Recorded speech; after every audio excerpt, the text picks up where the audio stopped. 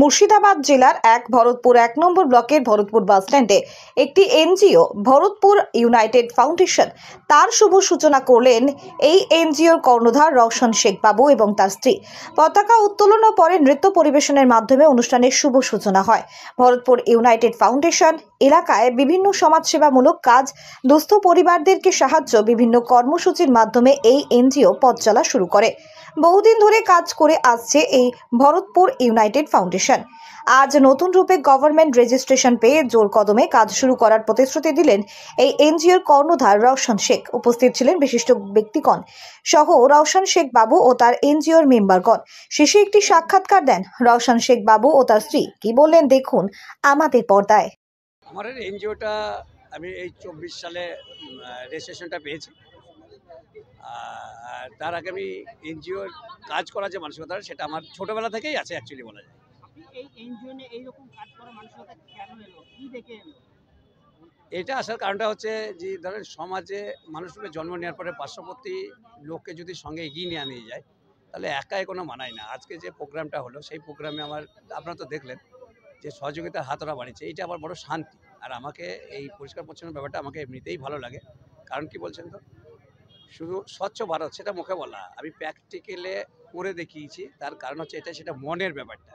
খাতা কলমে অনেক কাজই হয়, কিন্তু প্র্যাকটিক্যালে এটা এক্সেপশনাল আমি যেটা আমি করতে পারছি, এটা আমার বড় পাওনা। আচ্ছা, এই যে স্বচ্ছ ভারত করছেন, কিন্তু বহু গরিব পরিবার আছে যাদের মেয়েদের বিয়ে হচ্ছে না, বহুজন অসুস্থ, তাদের চিন্তা ভাবনা কি করছেন? দেখুন, এই গরিব পরিবারের ব্যাপারটা বললে মনে হয় না যে আমার থেকে কেউ বেশি গরিব ছিল, কিন্তু আমার অ্যাম্বিশন ছিল যে গরিব হয়ে জন্মেছি বলে গরিব হয়ে মরলে হবে না, তাহলে এখানে লড়াই করে বাঁচতে হবে। তো তার জন্য সচরাচর প্রচুর কাজ, যে কাজের শেষ নেই। আমি তো সত্যি কথাই বলতে হয়তো ৫-৪ ঘন্টা ঘুমাই, বাকি টাইমটা আমি কাজ করি। আজকে ওই ভরতপুর ইউনাইটেড ফাউন্ডেশনের শুভ উদ্বোধন করা হলো। আর সেইখানে কিছু গরিব দোস্তদের কিছু বস্ত্র উপহার দেওয়ার ব্যাপার ছিল, আরও অনেক কিছু সামগ্রিক দেওয়া হয়েছে। আর করার একটাই উদ্দেশ্য হলো, যেহেতু আজকে ভরতপুর ইউনাইটেড ফাউন্ডেশনের শুভ উদ্বোধন করা হলো। আচ্ছা, এই ভরতপুরে সাফাই অভিযান বাদ দিয়েও কি আরো কোনো পরিষেবা দেওয়া যাবে যারা সাধারণ নিহত মানুষ, দুস্থ মানুষদের? না, সেটা তো আমি মন থেকেই সব সময় লেগে আছি। আমি আজকেও বলেছি যে লোকালে কেউ ফেসে গেলে আমি যতটা সাধ্য মতো পারবো ইনশাল্লাহ আমি চেষ্টা চালিয়ে যাবো, আমি অবশ্যই করবো। আচ্ছা, আপনার এই এনজিওর পেছনে কি আপনার স্ত্রীর হাত আছে? হ্যাঁ, সেটা কতটুকু হাত? অ্যাকচুয়ালি কি বলেন তো, এটা তো আমাদের তো কোনো সরকার নয়, আমাদের তো সেইভাবে কোনো ফান্ড নেই। আমাদের বিজনেস চলে, সেই বিজনেসে কিছু লাভ্যাংশের টাকা আমরা এখানে আমি খরচ করি। যত মাঝে মিশিলে হয়তো লোড হয় যে আমাকে খ্যাপা বলা হয় যে কেন খরচ করছে, এটা একবারে খ্যাপা, এত কিসে। তো আমাকে খুব ভালো লাগে এটা। আর যাই হোক, আমরা অ্যাডজাস্ট করে ওর সহযোগিতাটা পাই বলে আমি করতে পারি। আগামী দিনে আপনি কি করার উদ্যোগ নিয়েছেন?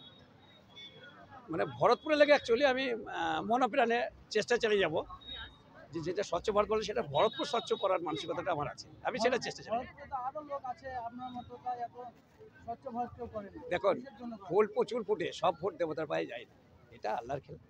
আমাকে হয়তো করাচ্ছে এনজিও মতলব তো আর স্বচ্ছ ভারত না। না, এনজিও মতো স্বচ্ছ ভারতের ব্যাপারটা আপনাদের আবার ভুল করছে যে প্রশ্নগুলো করা হয়। কারণ সহযোগিতার হাতটা যদি আপনারা না বলেন, আপনারা যদি পিছিয়ে বলেন, উত্তর দেওয়া ঠাপ হয়ে যায়। এটা গল্পই নেই, মানে কেউ কেটে বের করবে না, প্রত্যেক ক্রিয়ার প্রতিক্রিয়া আছে। কারণ প্রশ্নের উত্তর দেওয়ার সময় সবাই বেরোবার জায়গা খোঁজে। দেখেন, কোনো লয়ার যখন খাড়া হয়, যে মার্ডার করে তার পক্ষে উকিল থাকে আর বিপক্ষে উকিল থাকে, তো দুটো উকিল, দুটো লেখাপড়া করেছে। এই যে আমাদের সিস্টেম, এটার মধ্যে যদি এইভাবে প্রশ্ন করা যায়, উত্তর দেখো করছে। আপনার নাম? কারণটা হচ্ছে আমাদের ধরেন এনজিওর একটা সার্টিফিকেট পেয়েছি, এবার তারপরে করতে এই অনুষ্ঠানটা শুরু করেছি আমরা। এটা আমার মানে আমার হাজবেন্ডের অনেক দিনের স্বপ্ন যে এটা অনেক দূর নিয়ে যাবো। এই সাফ সাফাই কর্মীটা অনেক দিন থেকে আমার হাজবেন্ড চালাইছে। আর এর সাথে যদি কেউ মানে আর 2-4টে যদি থাকে তাহলে আর ভরতপুরে নোংরা কিছু থাকবে না। এর বহুদিনের আশা। আর আমাদের এই মানে এইটা কি ব্যবসাটা এর থেকেই আমরা লাভাংশ থেকেই আমরা শুরু করি এটা। আচ্ছা, আপনি এই ভরতপুর করবেন না গোটা ভরতপুর ব্লকটা করবেন আগামী দিনে? আমাদের তো ইচ্ছা আছে, এবার আমরা ধরেন কিছু যতটা সামর্থ্য আমাদের অনুযায়ী আমরা চেষ্টা চালিয়ে যাব, তবে ইচ্ছা থাকবে আরো আগামী দিনে আগানো। আপনাদের এনজিওতে এতগুলো সদস্য কিভাবে জোগাড় করেছে? এনজিওতে আমাদের ধরেন একটা তো এই ব্যবসা আছে, সেই ব্যবসার ক্ষেত্রে আমরা এনজিওটা আবার শুরু করেছি। ব্যবসাটা দীর্ঘদিন আমাদের, আজকে 5 সাল থেকে শুরু। আপনার এখন আপনার আপাতত 25 সাল চলছে। আপনার আর কি কি আশা আছে?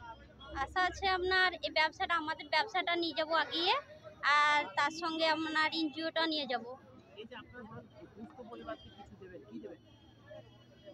মানে দুস্থ পরিবারকে দিবে বললে আপনার হাজবেন্ড। সেটা হাজবেন্ড তো জানে, আমি তো ওই পরিক্ষেত্রে সবটা জানি। আমার নাম রঙ্গিলা খাতুন।